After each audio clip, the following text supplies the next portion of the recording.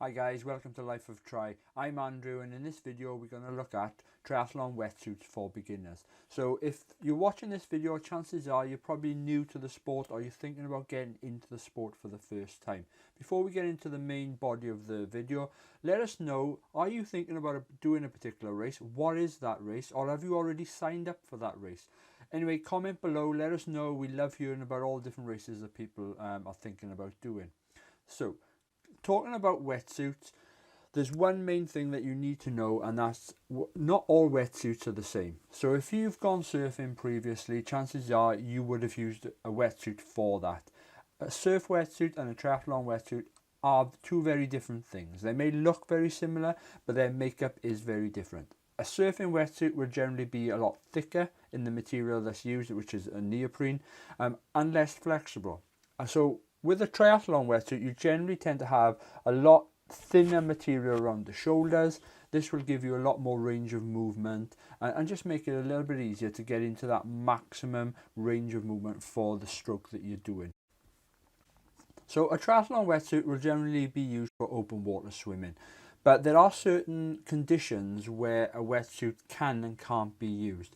So if the temperature of the water raises above a certain point, wetsuits will be banned. The race organisers will be following guidelines from whatever the triathlon governing body is within the area you're racing in. So within the UK, we're governed by the British Triathlon Federation, and they will have a range of temperatures where you cannot use a wetsuit within. So for example, for anything up to 1500 meters is 23 degrees, 3000 meters is 24 degrees, and I'm talking Celsius here, and 4000 meters is up to 24 degrees. The US is slightly different. They've got a slightly higher range, and it all depends on the distances again.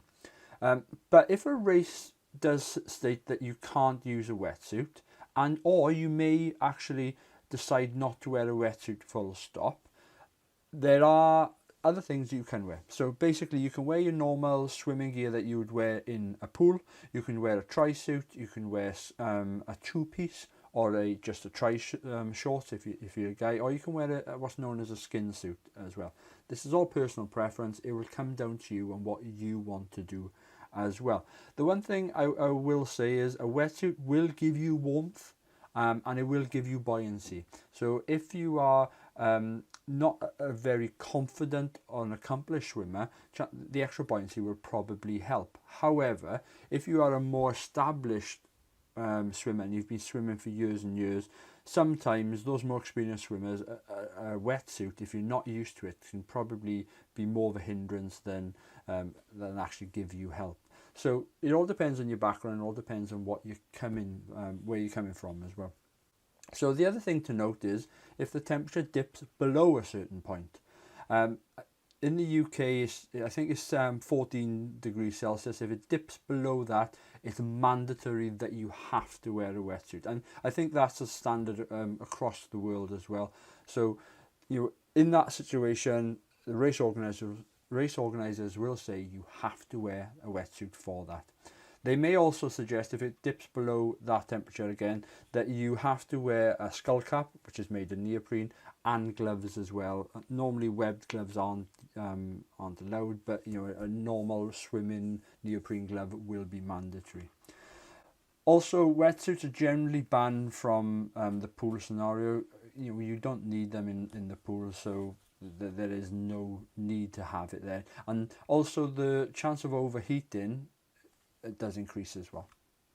So a wetsuit will give you benefit. It all depends on the type of swimmer that you are. Generally, those who are probably less experienced or haven't swum at a top level will probably have some drag from their legs. So their legs will dip a little bit lower in the water, which will create drag as you glide through. What a wetsuit will do will give you the buoyancy in that area to bring your legs up. As I've mentioned, very experienced swimmers may not need that sort of extra buoyancy, so they may opt for a wetsuit which has less buoyancy at certain points, the hips or the legs. And this will all depend on the brand, and it all depend on the model that you're going for as well. Within a wetsuit, you may come across two numbers.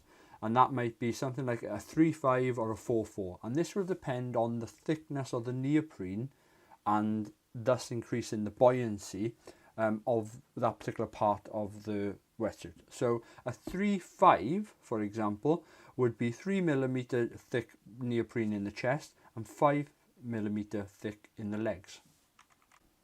There are some additional options that you can consider within your wetsuit.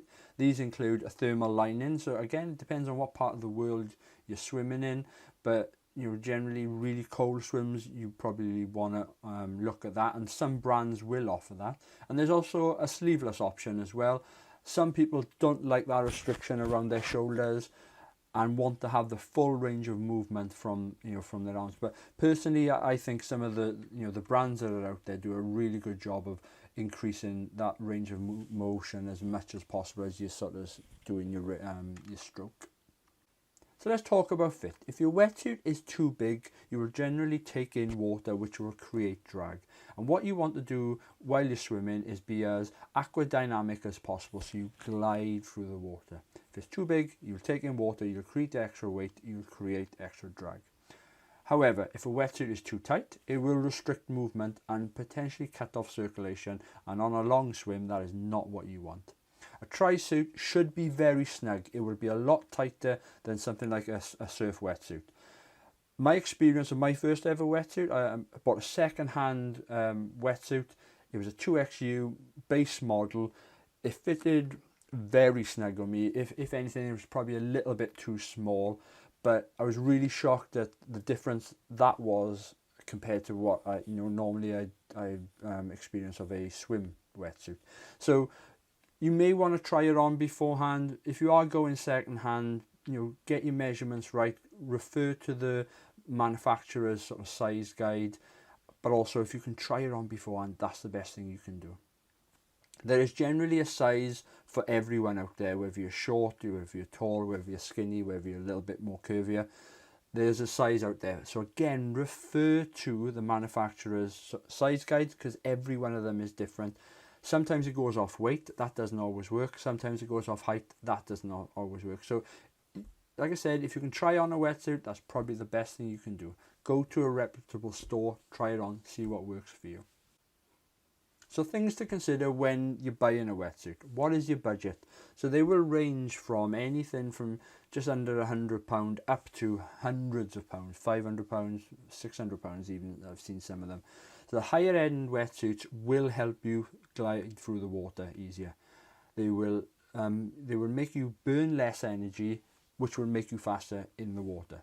However, for those new to the sport, for those who maybe don't come from a swimming background, are those high-end wetsuits going to be value for money? You're probably better off working on your technique, and you can work with a coach, or you can work with someone who's more experienced to help you get bigger gains in maybe your first triathlon or your first year within triathlon. So what I would suggest is maybe go for one of the maybe base models, or maybe the next model up.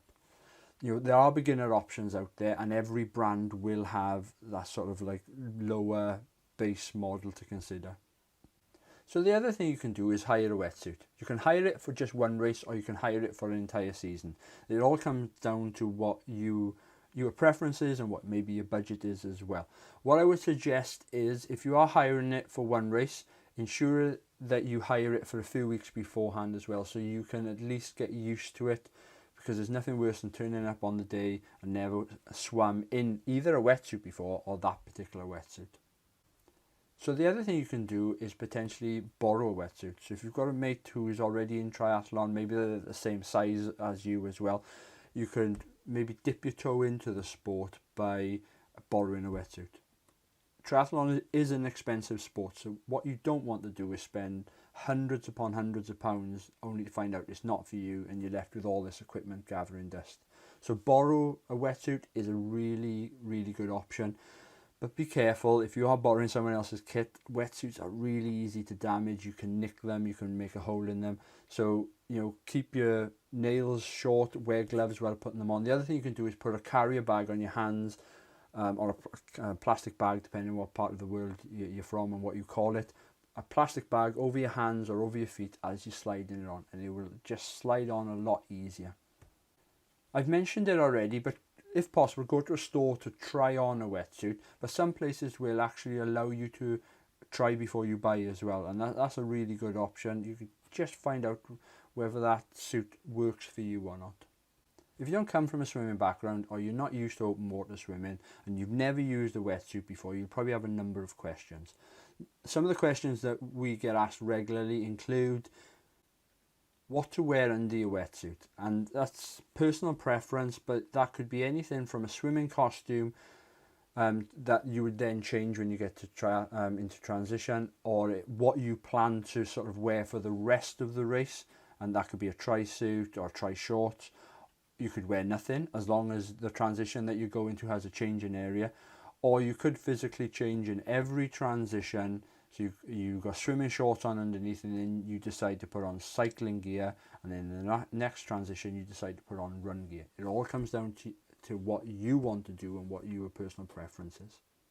We often get asked about race numbers, and this is normally included in the race pack that you would have, but generally what tends to happen is your race number, the little piece of paper with a number on it, you attach to a race belt, you put that on for the bike and the run, but normally on the swim you wouldn't wear it. But what you would sometimes have are race tattoos, so you put them on your arms and your legs. Again, it depends on the race, and you sometimes have numbers that go on the side of your swim cap. And again, it's all about identification. While we talk about swim caps, these are normally mandatory. They are a way of race organisers at least seeing who is left in the water and who is officially part of their race, because generally they will pick one colour for all participants. So maintenance of your wetsuit is important. We've mentioned it already, but a wetsuit will tear very, very easily. So you want to keep your nails short, and you want to keep them trimmed so that there's no jagged edges or anything like that. Storage of a wetsuit is important. So you ensure that your wetsuit is rinsed after every training session that you have or race, because what you don't want is any sort of pollutants or any external matter on there. You want it to be as clean as possible. Then when you come to store it, ensure that it's dry, so hang it up somewhere, allow it to dry before you store it away. And they can be folded, but just be very careful on that they are dry beforehand and how you fold them. So there you go, guys. There's some tips to consider when buying a wetsuit for your first triathlon. I hope you found that useful. Be sure to subscribe to the channel, follow us on social media. We love hearing from you, but look forward to hearing from you in the future. Ta-ra.